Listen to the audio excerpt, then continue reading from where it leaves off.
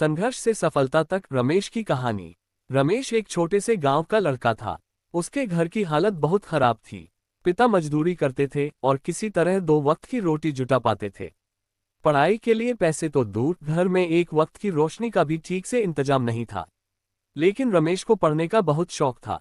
वो दूसरों से पुरानी किताबें मांगकर पढ़ता और शाम को सूरज की रोशनी में अपना होमवर्क पूरा करता। गांव के स्कूल में रमेश हमेशा पहले नंबर पर आता था। लेकिन गांव के लोग मजाक उड़ाते थे, पढ़ लिख कर क्या करेगा, गरीब का बेटा आखिर में मजदूरी ही करेगा। रमेश ने इन बातों पर ध्यान नहीं दिया। उसे पता था कि उसे अपनी किस्मत खुद लिखनी है। स्कूल खत्म होने के बाद रमेश ने शहर के कॉलेज में दाखिला ले लिया। वहां पढ़ाई के लिए पैसे नहीं थे, तो उसने दिन में पढ़ाई और रात में होटल में बर्तन धोने का काम शुरू कर दिया। दिन भर मेहनत करने के बाद भी वो पढ़ाई में कभी पीछे नहीं रहा।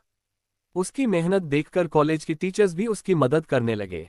पहली जीत। कॉलेज के आखिरी साल में एक विज्ञान प्रतियोगिता हुई। रमेश ने इसमें भाग लिया।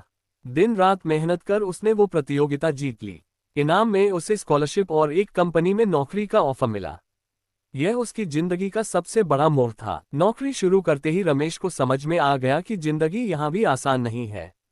काम का प्रेशर और ऑफिस की राजनीति ने उसे कई बार तोड़ने की कोशिश की। कई बार उसने सोच लिया कि नौकरी छोड़ दे, लेकिन फिर माँ की बात याद आ जाती, मुश्किलों से भागने से कुछ नहीं मिलेगा, उनका सामना करना सीख।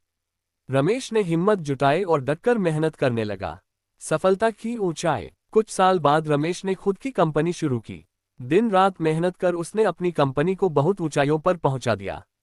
अब वो न सिर्फ खुद एक सफल आदमी था, बल्कि उसने अपने गांव के बच्चों के लिए स्कूल और अस्पताल भी बनवाया। सीख।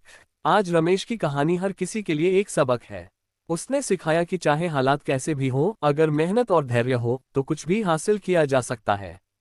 इस कहानी से यही समझ आता है कि मुश्किलें चाहे जितनी बड़ी हों, मेहनत और लगन से हर सपना पूरा किया जा सकता है।